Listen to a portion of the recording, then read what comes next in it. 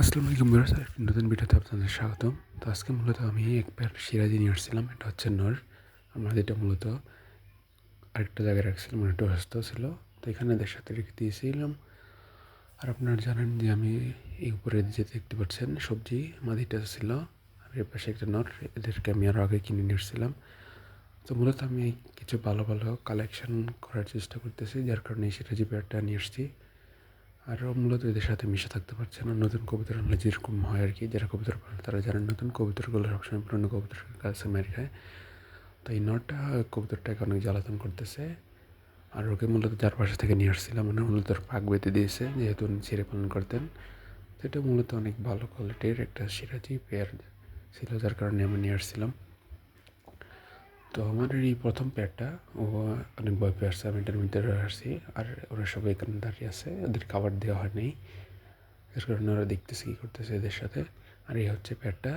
এর মূলত নতুন নিয়ে আসছিলাম, এখনও ডিম পাড়ে নেই, জোড়া নিছে মাত্র। আর ওই সিরাজি নটটা ওদের দেখে অনেকটা ভয় পেয়ে আছে, যার কারণে সবসময় এক পাশে থাকছে। আর ওরা সবসময় ওর পিছন পিছন ঘুরতেছে আর কি, ওর পাশ দিয়ে ঘুরতেছে, ওকে ভয় দেখানোর চেষ্টা করতেছে। যার কারণে মূলত সিরাজের নটটা অনেক ভয় পেয়ে আছে, পুরো এক পাশে চলে গেছে নেটের কাছে। যদিও এখান থেকে বেরোতে পারবে না, চারপাশে ভালো করে নেট দেওয়া।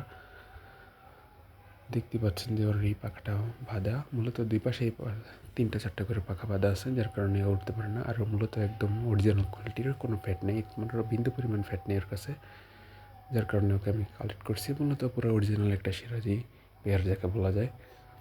আর ওই পাশে যে জোড়াটা দেখতে পাচ্ছেন, ওদের মূলত রাখবো না, আমাদের বাড়ি পাশে একজনের কাছে বিক্রি করে দেবো, নিয়ে যাবে ওকে এই পেয়ারটা।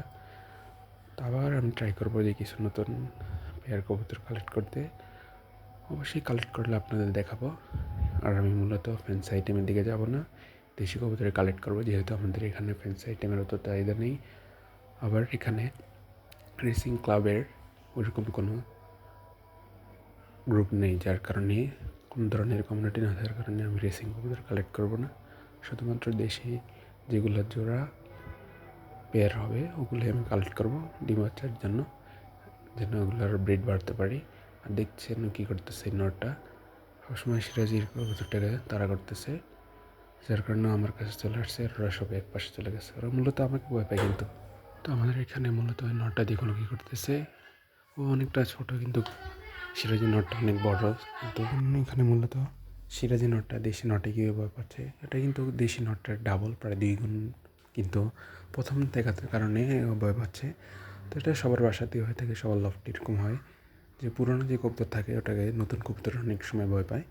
তো এখানে মূলত আমার যে প্রথম যে নটটা ছিল বা যে পেয়ারটা, ওদেরকে কিন্তু ওরা সবাই 3জন ভয় পায়, যার কারণে ওরা সবাই, এখন আমি এখানে আসছি যার কারণে ওরা উপরে আসছে, অন্যথায় ওরা নিচেই ওদের কফে থাকে। তো এই সবজি কবুতরটা মূলত একটা রেসিং কবুতরের মতো দেখা যায়, কিন্তু মূলত রেসিং